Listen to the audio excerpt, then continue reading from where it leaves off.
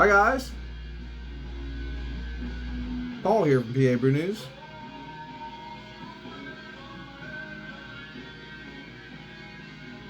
I would say I never had anything from this brewing company before, but I have. Okay, so the one that I've always seen and I never actually had a chance to try it before, from Straffe Hendrik, is Brugs Quadruple Ale 11 Plato. 11 degrees. Little degree symbol out there. Now I've seen this in pretty big bottles. I got this in a 4-pack for $20. I don't know anything about it. I'm assuming it's 11% alcohol by volume, but I don't know. I see all 11 there, but I didn't read it. I just saw what it was. I've had the Xmas Quad from Straffe Hendrik just recently too. Very nice.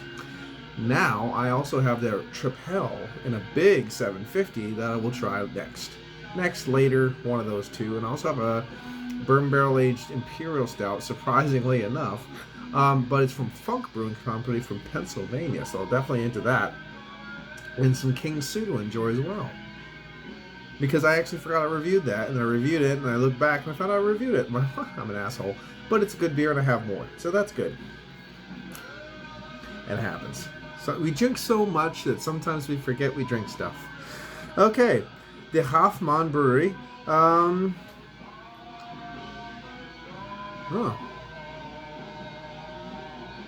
Volbrin. I thought they were from that other place. Let's see. This is a product of Belgium, of course, if you didn't know that already. Okay, so this is best before the end of January 20th, 2024. If anyone knows the shelf life of these beers, let me know. It'll give me a good idea of what the hell vintage I'm drinking right now. I'm thinking 5 years, so this will probably be a 19, but that's only a guess. So there we go. Well, yeah, that's why I was like, bottle on this is better, you know. StraffeHendrik.be. Burgess. Okay. Did I actually tell you what the fuck it is? 11% alcohol by volume. There you go. Okay, it was a good guess. Yay. Alright, so let's get it cracked open. Good guess. Look at me. Now putting it into label out, folks. Throwing it into the old Saint Folion glass. Folion. Now it's a dirty glass mafia, as you can clearly see. Wow, dirty glass mafia, like you wouldn't believe. Wow. Yeah. A lot of hair going on. Wow. Okay, so there it is. That looks nice. Now, it's not as dark as it is on camera. It's more muted browns, mahogany, ruby hues, chestnut kind of going through here. Very clear looking beer here. Screaming carbonation as to be expected. Alcohol legs sticking from that 11% alcohol by volume. We have a slight tannish colored head, but very soft tan. Big, huge bubbles, which I was not expecting. I was actually expecting more of a creamy bubble, but they're big, rocky bubbles. So let's get an aroma. Cheers.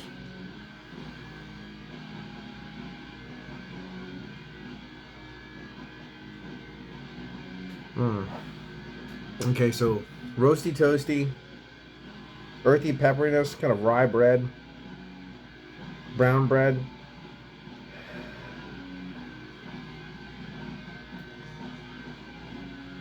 Hints of dark fruits kind of like going through here. Hint of raisin, brown sugar. Something reminds me of like a little bit herbal, like a rose petal kind of thing. Black currant.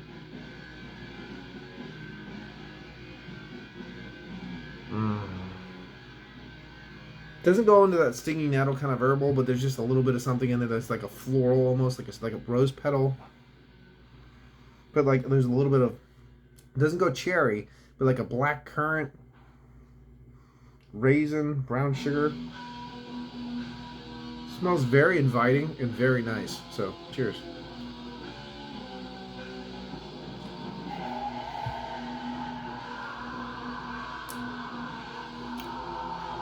It's a bit thin.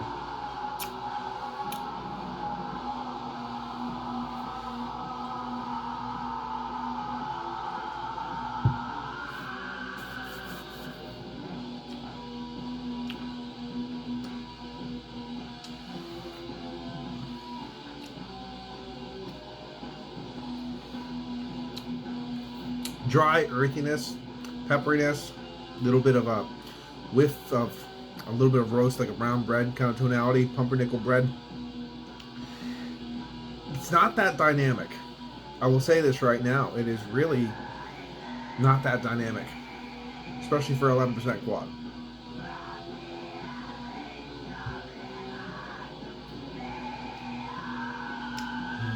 A little bit of something, the wisp, with a hint of a caramel and a raisin, but very subtle, right at the front, mixing with that roasty toasty kind of roast, not roasty toasty. You know what I mean? It's not a stout, but a little bit of a soft roast,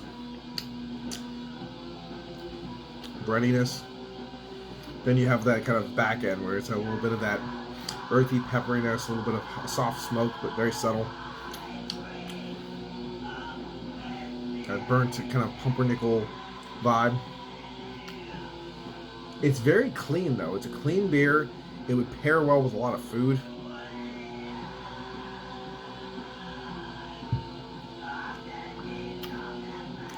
Low side of a medium body, tapering to that high side of a full body or low body. There's something in there that's sticking on the palate. Right there. It's kind of lingering on the palate. And it is the faintest hint of a sugarless chocolate, but very faint. There's something there, just a little, right there. And a little bit of minerality to the beer too in the back end. Mixing with that earthy pepperiness. But maybe a little bit of that clove kind of quality kind of coming through now, the more on the breathing it on the sides, a little cloviness. Mixing with that earthiness. This is not a dynamic beer.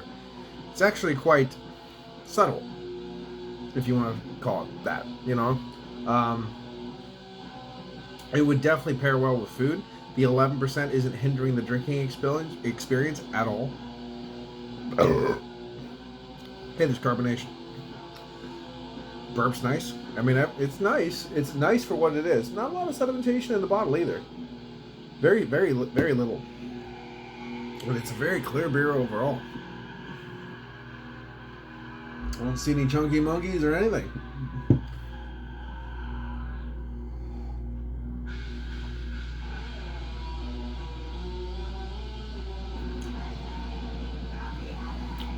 Yeah. Just a nice, subtle but very nice beer. If you like your beers a little bit more on that drier side and a little bit more on that not so super fruits and caramels and brown sugars and those things, you like a little bit more of a drier, less sweet beer, this would be very, very good for you. It just reminds me of some of the doubles that the Bruins and the doubles that I've had. Just kicked up a little bit more, just a little bit more. You can feel there's a little bit more ABV coming from this, but it's still not hindering the drinkability at all. And it would pair really well with food. It would still pair well with food. I wouldn't consider this the beer you'd have after dinner. This should be the beer that you have with dinner, and then you'd get one of those more savory beers for later. I was hoping a little bit more coming from this, to be honest, but it's still nice. Traditional top fermentation ale that re-ferments in the bottle, brewed by a unique family brewer, the Half Moon, I'm assuming, which has been located in the historic heart of Brugs since 1856. This quadruple is a special dark ale brewed according to the special recipe, served cold, contains barley malt. And there you go. There you go. Now, I would say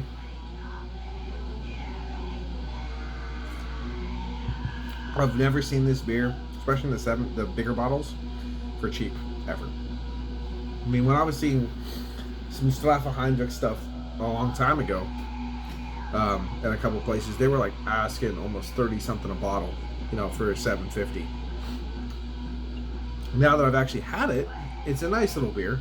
It's a nice little beer. It's very textbook, I would consider, for the, you know, the quad style, you know what I mean, that kind of thing.